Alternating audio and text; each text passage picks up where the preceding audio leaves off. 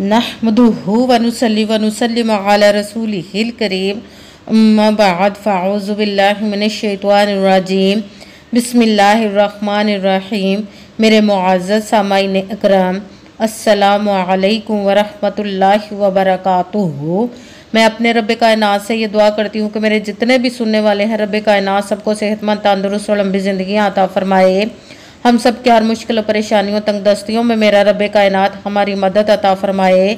हमें ज़हनी, रूहानी, जिस्मानी अज़ियत और तकलीफ़ और बीमारियों से निजात अता फरमाए। हमें ज़हनी और रूहानी सुकून अता फरमाए। हमें बीमार दुनिया से बचाकर बीमार मदीना बनाए। और जो हम सब के हक़ों में बेहतर है मेरा रब कायनात हमारे लिए वो अता फरमाए। और जो हमारे हक़ों में बेहतर नहीं उसका ख्याल भी हम सब के दिलों से निकाल दे और हम सबको अपनी रज़ा पर राज़ी रहने वाला बना दे। आमीन सुम्मा आमीन। आज इतवार का दिन है और इतवार के दिन जो मैं आप लोगों को वजीफ़ा बताने लगी हूँ ये मुश्किल कुशा वजीफ़ा है और बहुत ही ख़ास और पावरफुल वजीफ़ा है।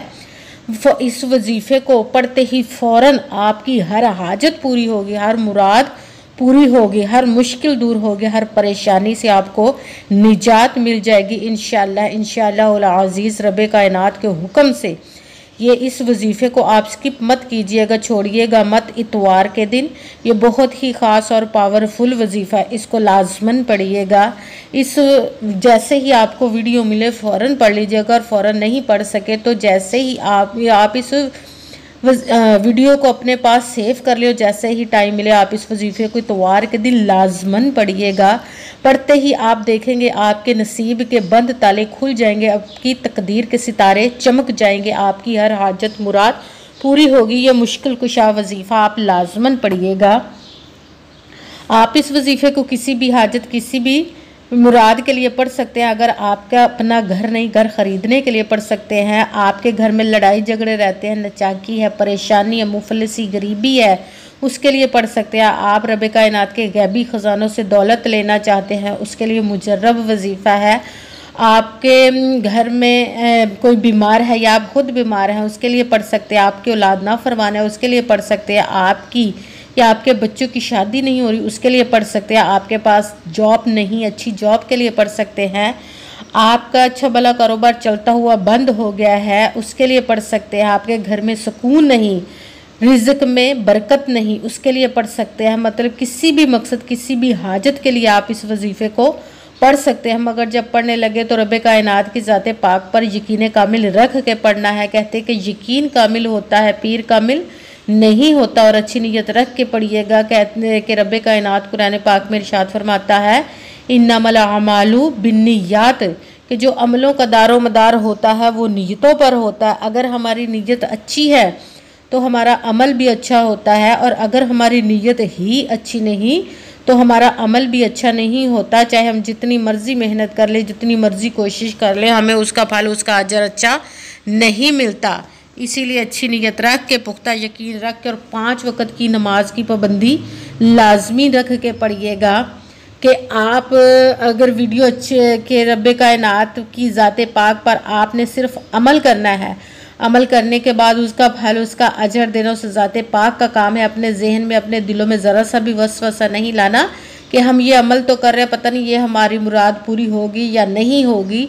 ऐसी बातें आ जाती जहन में तो फिर हमें वो कामयाबी नहीं मिलती। आपने सिर्फ अमल करना है, मेहनत करनी, उसका फल, उसका अजर देना उस ज़ात पाक का काम है। क्योंकि उसकी दस्ते कुदरत से कोई चीज़ बाहिर नहीं, उसके कुन कहने की देर है और फायाकुन हो जाता है। आपने मेहनत करने के बाद उसके कुन का इंतज़ार करना है। इंशाअल्लाह अज़ीज़ रब कायनात आप पर कर्म अता फरमाएगा और आपकी हाजत को पूरा अता फरमाएगा इंशाअल्लाह अज़ीज़।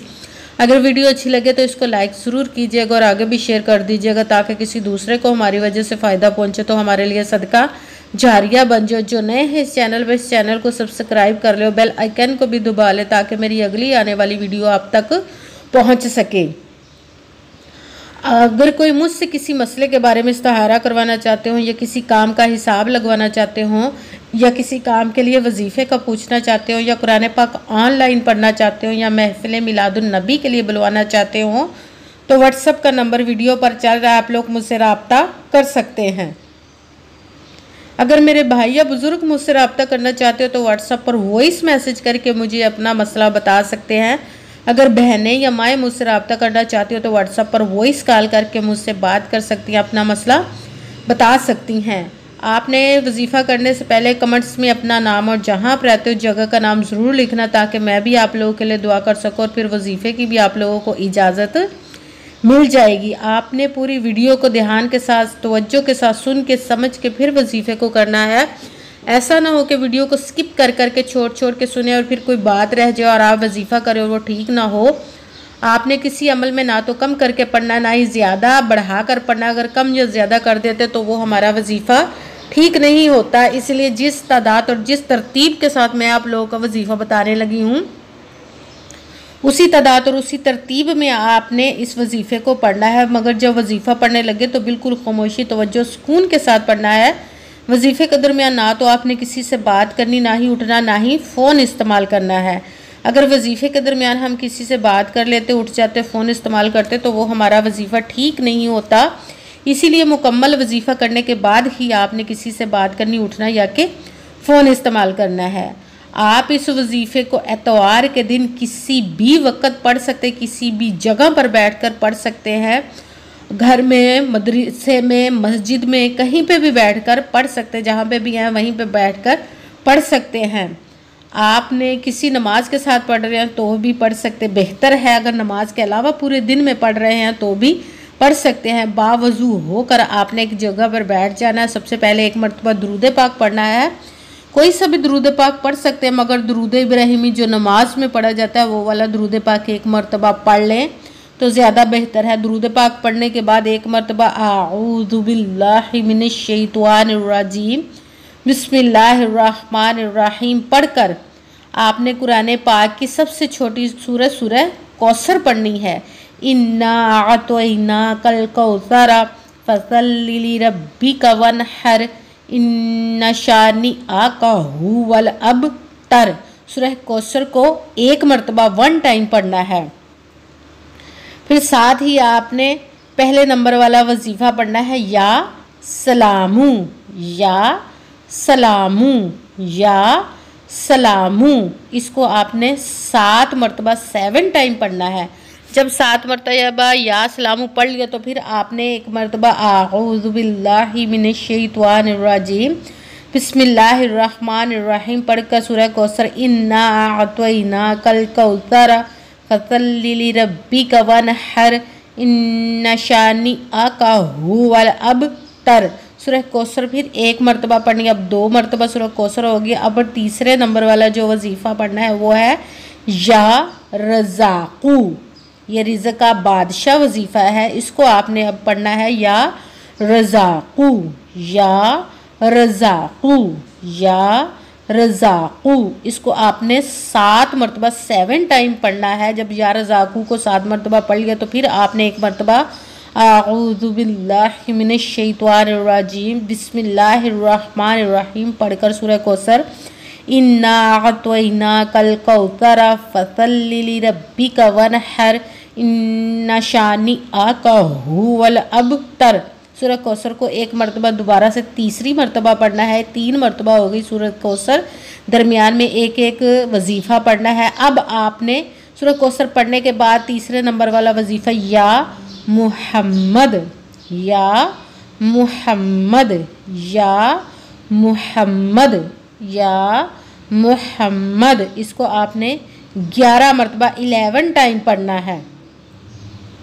सबसे पहले एक मरतबा दुरूद पाक पढ़ा, फिर अपने मकसद, जिस हाजत के लिए वजीफ़ा करे उसकी नीयत करनी है। फिर आपने एक मरतबा आऊज़ु बिल्लाह और बिस्मिल्लाह शरीफ पढ़कर सूरह कौसर पढ़नी है। फिर आपने उस सूरह कौसर के बाद या सलामू 7 मरतबा पढ़ना है। जब 7 मरतबा या सलामू पढ़ लिया तो फिर एक मरतबा आऊज़ु बिल्लाह और बिस्मिल्लाह शरीफ पढ़कर सूरह कौसर पूरी पढ़नी है। फिर उसके साथ ही आपने या रज़ाक़ू, इसको आपने 7 मरतबा 7 टाइम पढ़ना है। जब या रज़ाक़ू 7 मरतबा पढ़ लिया तो उसके बाद फिर दोबारा से एक मरतबा आऊज़ु बिल्लाहि मिनश शैतानिर रजीम बिस्मिल्लाहिर रहमानिर रहीम पढ़कर सूरह कौसर एक मरतबा पढ़नी। 3 मरतबा हो गई सूरह कौसर में इस अमल में।